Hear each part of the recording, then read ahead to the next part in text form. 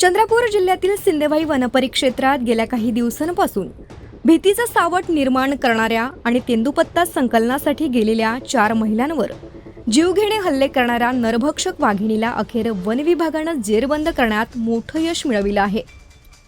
गुंजेवाई जंगल परिसरात राबविण्यात आलेल्या विशेष मोहिमेदरम्यान या वाघिणीला ट्रॅक्विलाइज करून सुरक्षितरित्या पिंजऱ्यात बंद करण्यात आलं।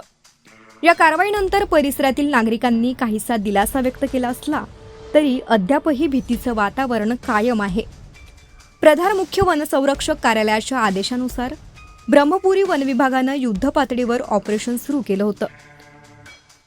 पवनपार 1 बीट परिसरात तब्बल 14 वर्ष वयाच्या या वाघिणीचा माग काढण्यात आला।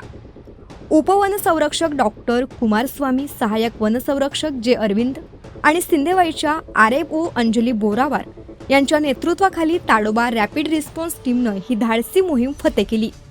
डॉक्टर RS खोब्रागडे आणि शूटर अजय मराठे यांच्या पथकानं अचूक डार्ट मारत वाघिणीला बेशुद्ध केलं आणि मोठ्या शिताफीनं तिला जेरबंद केलं।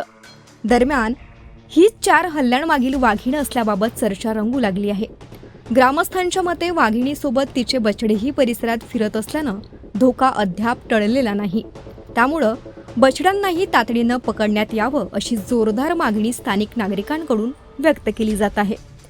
सध्या संपूर्ण परिसरात वन विभागानं कडेकोट बंदोबस्त ठेवला असून जंगल भागात गस्त वाढविण्यात आली आहे। लोकराज्य TV न्यूज करिता अमर बुद्धार पवार, सिंदेवाई तालुका प्रतिनिधी।